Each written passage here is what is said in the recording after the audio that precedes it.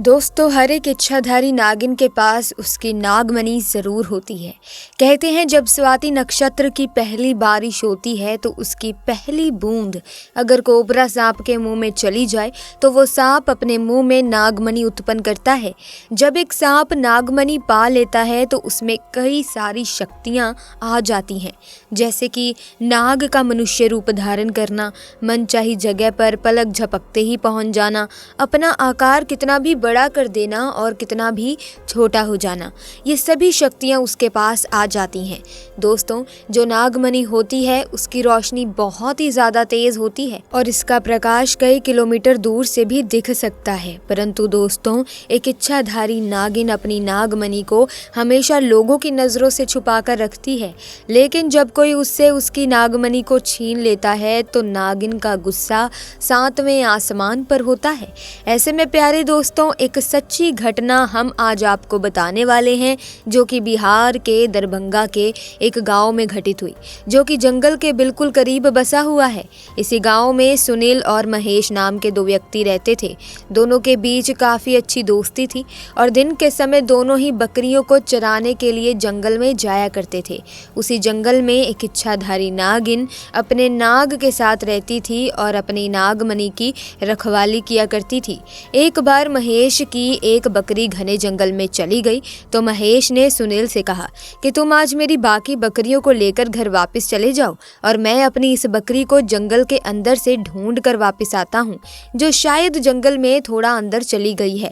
उधर नागिन भी अपना भेष बदल कर मनुष्य रूप धारण कर नाग को नागमणि की रक्षा के लिए छोड़ गांव के भ्रमण के लिए निकली हुई थी। जब महेश अपनी बकरी को ढूंढते हुए उस जंगल में पहुंचा तो पेड़ के नीचे बने बिल में से उसे तेज रोशनी आती हुई दिखाई दी। उसे लगा कि कोई कीमती हीरा या फिर आभूषण उसके नीचे छुपा हुआ है, तो उसने उसी पेड़ की टहनी को तोड़ा और एक बड़ा सा डंडा बना लिया और उस बिल को जोर जोर से मारकर तोड़ने लगा। उस बिल को तोड़ते समय महेश बहुत तेजी से डंडे से वार कर रहा था, जिसमें दो चोट नाग के बिल के अंदर मौजूद नाग पर लग गई और नाग ने उसी समय अपना दम तोड़ दिया।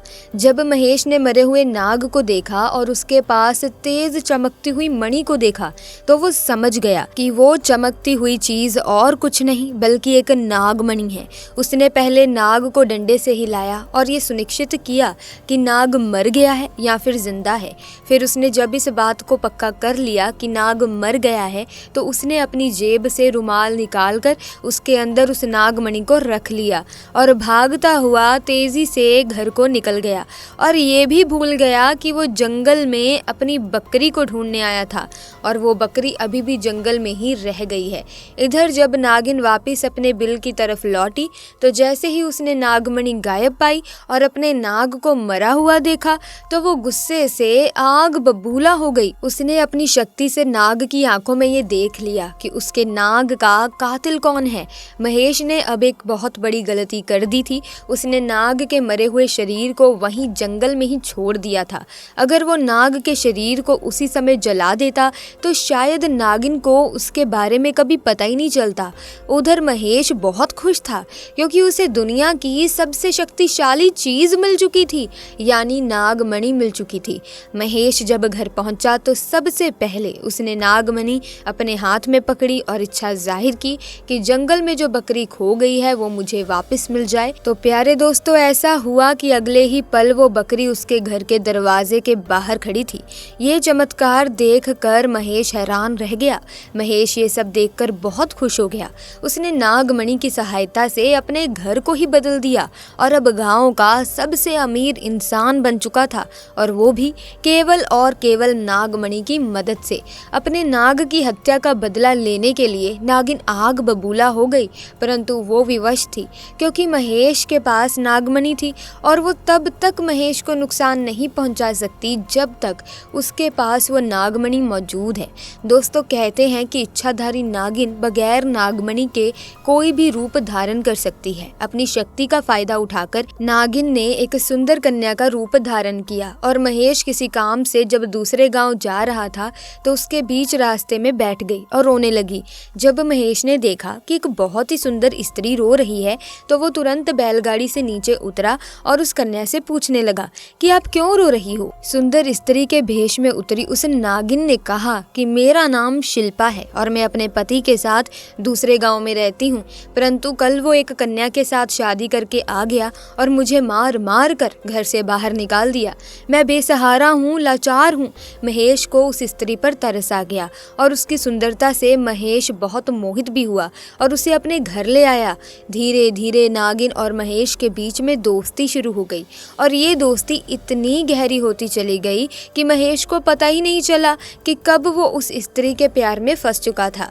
एक दिन महेश और शिल्पा यानी कि वो नागिन दोनों घूमने के लिए गए और एक जगह एकांत पाकर शिल्पा ने महेश से पूछा, ये तुम्हारे गले में चमकती हुई चीज क्या है?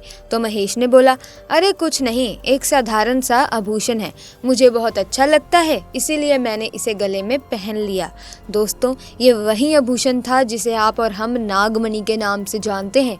जब शिल्पा बोली कि क्या तुम मुझे ये आभूषण कुछ समय के लिए दे सकते हो, क्योंकि मुझे इसकी चमक बहुत भाती है, मैं इसे पहन कर देखना चाहती हूँ कि आखिर ये मेरे गले में कैसा लगता है।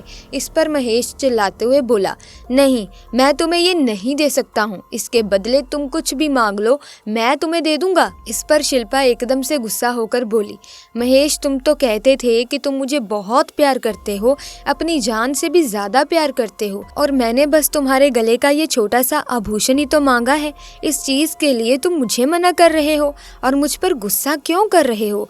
रहने दो, मैं जानती हूँ कि तुम्हारे लिए क्या ज्यादा मायने रखता है। दोस्तों, फिर महेश ने ना चाहते हुए भी वो आभूषण शिल्पा को दे दिया और शिल्पा को देते हुए बोला कि ठीक है, कुछ समय के लिए तुम इसे पहन सकती हो, परंतु ध्यान से। शिल्पा के हाथ में जैसे ही वो नागमणि आई, शिल्पा का रूप एकदम से बदलने लगा।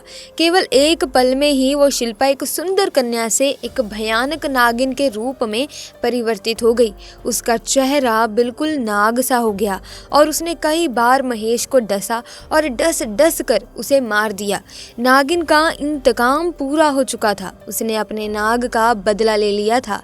दोस्तों, तब से ये नागिन इस गांव में अपने नाग के लिए 500 साल से आज भी जिंदा है। इसके बाद से वहाँ कुछ ऐसी घटनाएं सुनने में आई हैं जिसे सुनकर हर कोई हैरान है। वहाँ के स्थानीय लोगों का कहना है कि उन्होंने एक नागिन को महादेव की पूजा करते देखा है और इसके बाद अचानक वो नागिन कहाँ गायब हो जाती है, किसी को नहीं मालूम।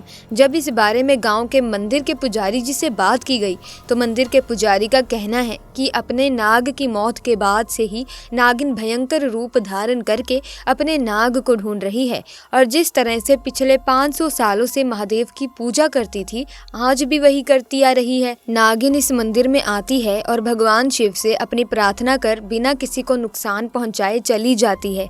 आज भी लोग कहते हैं कि तकरीबन 500 साल से ये नागिन इस मंदिर में आ रही है। तो दोस्तों, कभी भी एक नागिन के नाग को मारना नहीं चाहिए और साथ ही नागिन की नागमणि को तो भूल कर भी छूना नहीं चाहिए, अन्यथा वो नागिन 7 जन्मों तक उस व्यक्ति का पीछा नहीं छोड़ती। ऐसे में अगर वीडियो अच्छी लगी तो महादेव के भक्त कमेंट सेक्शन में हर हर महादेव जरूर लिखना। साथ ही वीडियो को लाइक करें, शेयर करें, चैनल को सब्सक्राइब करें। आपका बहुत बहुत धन्यवाद।